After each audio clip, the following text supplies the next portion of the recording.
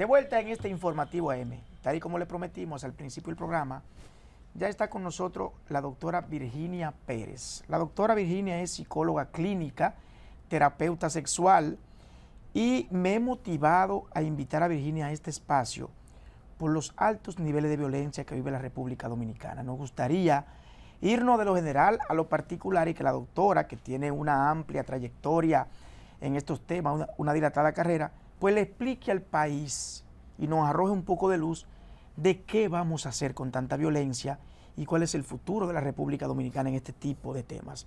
Doctora, buenos días al Informativo AM. Buenos días, chicos. Para mí es un placer pues poder compartir con ustedes y sobre todo fin de semana.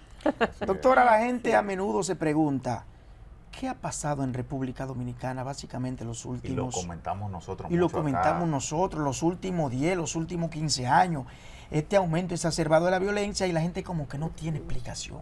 Así es. ¿Qué está pasando en República Dominicana, doctora? Mira, hay un descontrol de las emociones, hay una falta de educación de lo que es la inteligencia emocional, hay una desprotección del ser humano. Cuando tú ves que en un país hay normas y leyes que deben de cumplirse y no se realizan de una manera justa, muchas de las personas han tomado, pues, vamos a decir, los hechos con sus propias manos. Y lamentablemente, pues, esto ha creado violencia tras violencia. Cuando tú reaccionas bajo una impotencia, claro, esto no se justifica. Vamos a irnos un poquito más atrás.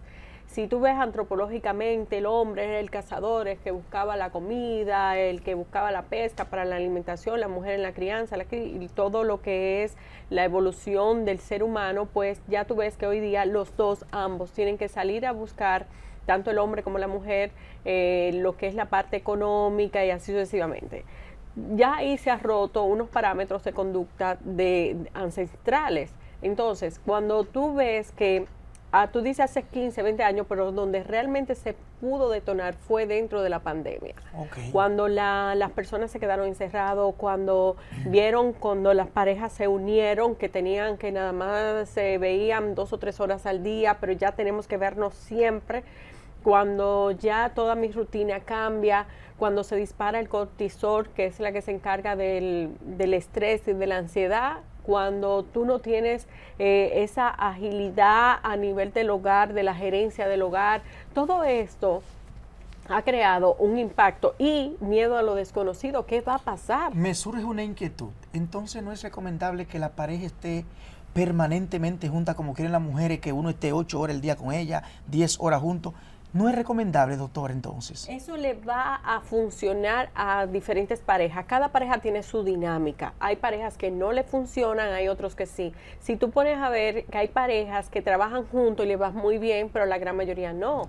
Entonces, ¿qué pasa con esto? Que esa dinámica, hay personas que detonan como un apego ansioso a sus parejas, o sea, necesitamos, si ambos son apego ansioso, pues está bien porque ambos se necesitan, hay una carencia interna que se suple, pero si yo hago un apego evitativo, es decir, que yo no, o sea, no quiero yo no puedo estar el día entero con una gente, yo te adoro, te quiero, doctora, pero no necesariamente yo tenga que vivir 24 horas contigo, entonces eso va a depender de la dinámica, la mayoría de las parejas no le funciona, ¿ok? Hay una excepción de que sí le funciona, entonces por eso tú vas a ver que parejas dentro de la pandemia, un porcentaje bajo, se apegaron, se acogieron y se sintieron hasta cómodos, porque trabajaron desde su casa, tenían como su círculo controlado. Y otras que se y hay separaron. Otras, la mayoría, un porcentaje significativo, hubo divorcio, hubo violencia, hubo una reacción insana dentro de la funcionalidad de la relación de pareja. Entonces, todo esto tú tienes que notarlo, qué está pasando aquí. Pero no nos vamos tan lejos, no nos vamos 15, 10, 4 años atrás. Hoy día la violencia se ha intensificado por el mal manejo de las emociones, entre ellas la ira. Si tú transitas en el país, ya tú ves gente que no tiene paciencia, que no es tolerante, que no es empático y que lamentablemente toman las leyes por sus manos. ¿Por qué? Porque tú dices, yo hago una infracción de las leyes, entonces tengo una consecuencia, pero hay muchos que como se utiliza en el vergor popular, el tigueraje, o sea, ya me voy a robar este semáforo, voy a llegar más rápido y así sucesivamente. Entonces, lamentablemente, cuando las leyes no se cumplen desde arriba, Entonces los de abajo, pues lamentablemente la violan. Otro punto, doctora, que ha comenzado a preocupar a la sociedad dominicana, y yo siento como que esto va avanzando rápido. Muchas personas con problemas mentales. ¿Qué está pasando, doctora? ¿Qué ha pasado? Antes de entrar a ese tema, yo quisiera, para no dejar el otro de un lado, ¿qué soluciones podría tener una sociedad para reducir esos índices de violencia? ¿Qué acciones pudiéramos hacer? Porque ya esto se está desbordando totalmente. O sea, tú te encuentras en la calle en que por un roce de un vehículo, algo que es normal, que era normal, hay dos personas conduciendo, pueden rozar un vehículo u otro, pero por eso nos encontramos con muertes, con escenas de violencias. ¿Qué hacer en nuestra sociedad para reducir esos índices de violencia? Mira, a nivel gubernamental hay que ponerle mucho énfasis lo que es la salud mental y el equilibrio emocional del ser humano. Se está dejando aislado porque, claro, si yo llego a un hospital con un brazo sangrando me van a atender inmediatamente, pero si yo llego con el corazón roto o con un mal manejo de la ira, no me van a hacer caso. Me dicen, no, esta persona no que está, que se Vete tranquilice, sí. Vete, arregla tu asunto, busca, o sea, lo minimiza por la falta de orientación y de información y de educación. Yo diría a nivel gubernamental que cada vez que tengo la oportunidad de ir a unos medios como estos, es enfatizar lo que es la inteligencia emocional. Si tú ves países desarrollados en Europa, por ejemplo, algunos países de Europa, pues tú ves que el manejo de la inteligencia emocional es básico, que desde la casa ya tú lo tienes. Pero ¿cómo se creó?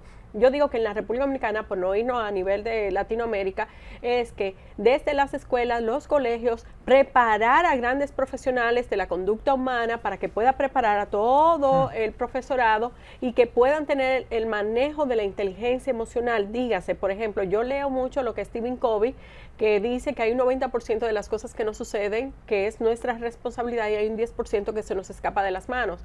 Que Valentín me diga o no cualquier cosa, yo no tengo ese control. Ahora, de cómo eso me va a beneficiar o me va a afectar, yo tengo el 90% del control. Entonces, si desde las escuelas manejamos desde la infancia lo que es el control de nuestras emociones, decimos, no, pero eso es desde el hogar, pero si los padres no lo tienen, ¿cómo nos lo va a enseñar? Claro. Entonces, hay muchos padres que no son letrados, que son analfabetos, pero sus hijos son letrados, ¿cómo? Desde la escuela. Y entonces, si vamos a romper los parámetros de conducta de nuestra familia de origen que no nos aporta, entonces, por lo menos en la escuela debemos de tener un personal capacitado de que comience a enfatizarnos lo que es el manejo de nuestras emociones, el control de nuestras emociones y que lo pongamos en práctica desde el hogar.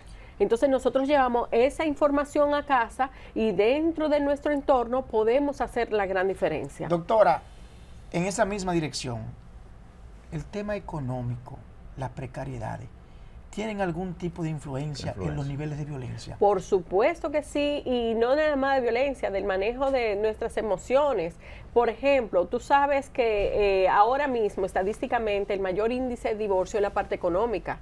Ocupa el número 1, ya el número 2 lo ocupa la infidelidad. Entonces ya tú ves la importancia que tiene el factor económico en los hogares, no digo nada más dominicano, a nivel mundial. Entonces, cuando tú no tienes el control, o sea, si tú no tienes inteligencia emocional y tienes un déficit económico, o te engañaron, o tú hiciste como muchas situaciones que ustedes ven en los medios que han sucedido en las noticias, de personas que han sido engañadas, burladas, que quizás tuvieron su ahorro de toda la vida y así sucesivamente, o que no han podido, que tienen muchísimas preparaciones, ya se ha graduado 2 o 3 veces y no ha encontrado un empleo significativo. Entonces hay que ponerle ojo con esto, porque no necesariamente vamos a justificar por un problema económico un mal manejo de las emociones. Yo diría que el problema económico ha sido el detonante de tu descontrol emocional, porque yo puedo tener una crisis económica, pero ahora, ¿cómo yo puedo decir si esto es una gran oportunidad y un trampolín para yo buscar mejores opciones?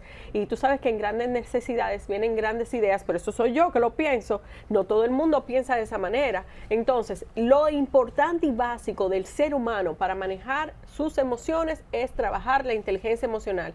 Hay otro libro muy importante de Daniel Goleman que habla de la inteligencia emocional. Si yo desde ahí comienzo a enfatizar y ya hay un principio 90-10 que era el que decía de Stephen Covey, que está en Google, googleelo, principio 90-10 de Stephen Covey, y es una página y media quizás, o menos de una página. Entonces ahí usted va a ver la gran diferencia de cómo nosotros podemos manejar nuestras emociones. Doctora, entonces, por su respuesta a mi anterior pregunta, quisiera que usted me nos estableciera cómo es la parte pública gubernamental, como usted le ha establecido, la parte del Estado para brindar asistencia en esta materia, si hay accesibilidad, si hay en nuestros hospitales las suficientes unidades para estas atenciones y qué influencia ha tenido las redes sociales en estos aspectos.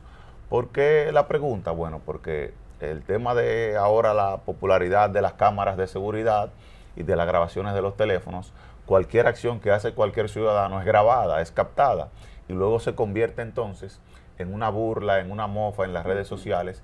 ¿Qué impacto tienen las redes sociales en estos comportamientos?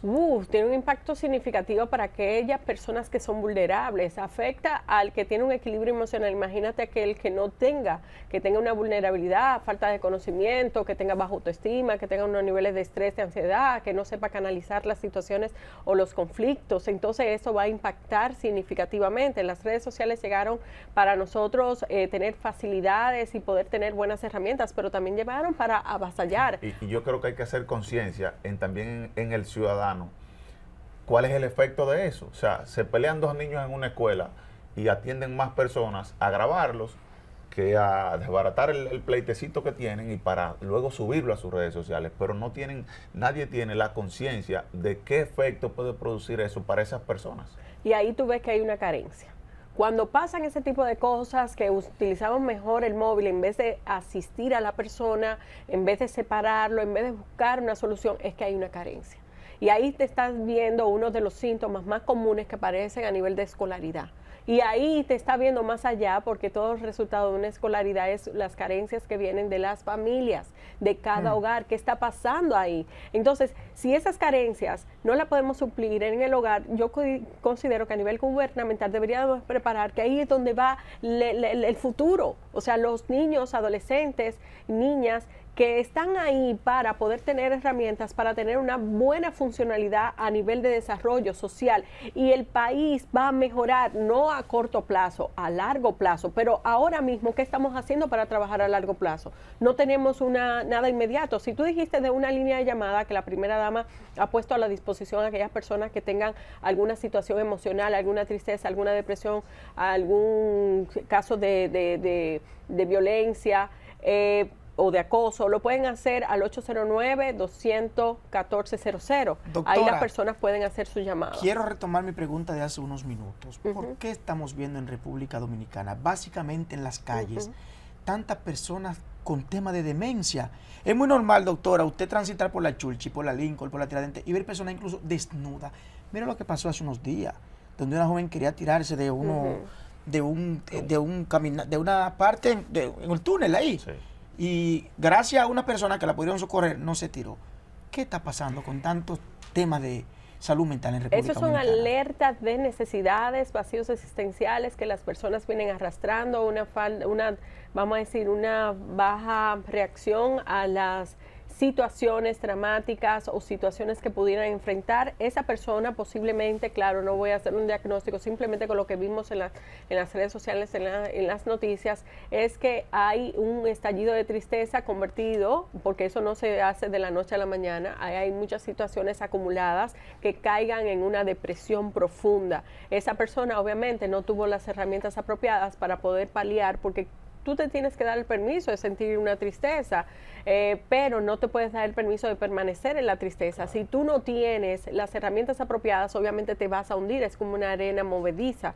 Si tú no tienes dónde salir, si tú dices, ay, concha, aquí me puedo hundir y salir a tiempo, pues lamentablemente te vas a hundir hasta tal punto de que tu vida corra peligro, que fue el caso que ocurrió. Pero ahí vemos también el lado positivo, la parte humana, los empáticos que todavía existe y la solidaridad que existen de muchos dominicanos, cómo esas personas se arriesgaron su vida porque no había nada abajo, ahí podían morir todos. Sí, entonces, ahí vemos que sí, que todavía hay algo, o sea, se puede luchar, hay personas que están dispuestos a arriesgar su vida por otros. Entonces, uno como padre, lo que somos padres, decimos, sí, por mis hijos yo arriesgo mi vida, es natural que lo hagamos, o sea, sale de manera, pero un desconocido, y donde tú dices, bueno, no todo está perdido, porque muchas personas grabaron, Pero esas personas que arriesgaron su vida es lo que deberíamos de promocionar y enfatizar. Doctora. Y ahí viene lo que decía, el espacio que tiene el ciudadano para ir a buscar asistencia,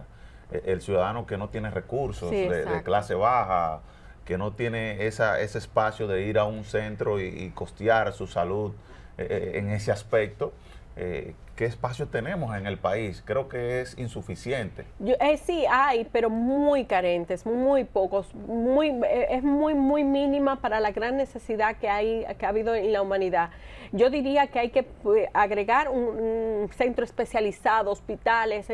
Yo sé que en algunos hospitales tú puedes ver la asistencia de profesionales de la conducta, de psiquiatría, pero también todavía es muy mínimo y hay que hacer toda una campaña para que las personas busquen ayuda. Pero más que eso, yo diría que vamos a trabajar desde la prevención. Claro. O sea, vamos a trabajar con el manejo de las emociones porque ahí se detona. Las personas, para definir su personalidad, hay 3 aspectos fundamentales. Hay un 33.3% que a nivel genético, a ti no te lo despinta nadie. O sea, que si yo tengo procedencia de mis padres esquizofrénicos o abuelos o bisabuelos, lo puedo detonar por un mal manejo de mis emociones. Un 33%. Un 33.3%. Ahora, ¿qué también va a afectar mi personalidad? Hay un 33.3% que a nivel ambiental, con quien yo me relaciono, con quien yo me crío. Claro. Entonces, déjame ver la toxicidad, si en mi familia hay violencia, si los vecinos es un tiroteo todo el tiempo, entonces unas malas palabras, no hay una disciplina, la escuela no es tan suficiente o no tengo las mejores herramientas para poder desempeñar y paliar lo que vengo arrastrando. Y hay otro 33.3% que a nivel académico, cómo yo me preparo, y ahí yo puedo romper un poquito los parámetros, pero esto no me garantiza porque nada más hay un 33.3%.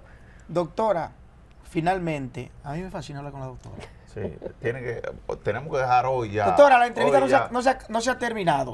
Ya usted tiene que dejar pautar la próxima entrevista. Doctora, finalmente, en estos 2 minutos que nos quedan, ¿cómo darnos cuenta nosotros como padres, ustedes las madres, cuando alguien en nuestro hogar está pasando por un momento de ansiedad, de estrés o de temas relacionados con los problemas de la mente? Sí, es cuando el cortisol está elevado, es decir, las personas lo pueden somatizar. Cuando tenemos unos niveles de ansiedad, lo somatizamos en el cuerpo porque esa ansiedad tiene que salir, ya sea que comenzamos a tener un tic nervioso, a rascarnos, a movernos sin ningún tipo de sentido, sin ningún tipo de preocupación en un momento determinado, cuando tenemos mal humor todo el tiempo, cuando nos frustramos, cuando nos aislamos, cuando estamos tristes, todos estos síntomas, si salen dentro de los parámetros normales del ser humano. Pero hay un problema, es que uno no para en la casa trabajando el día entero, doctor. Bueno, pues lamentablemente estos son cosas que se nos escapan de nuestras manos. Y eso conduce al tema del estrés, que quería preguntar. El estrés ya se vuelve algo muy cotidiano,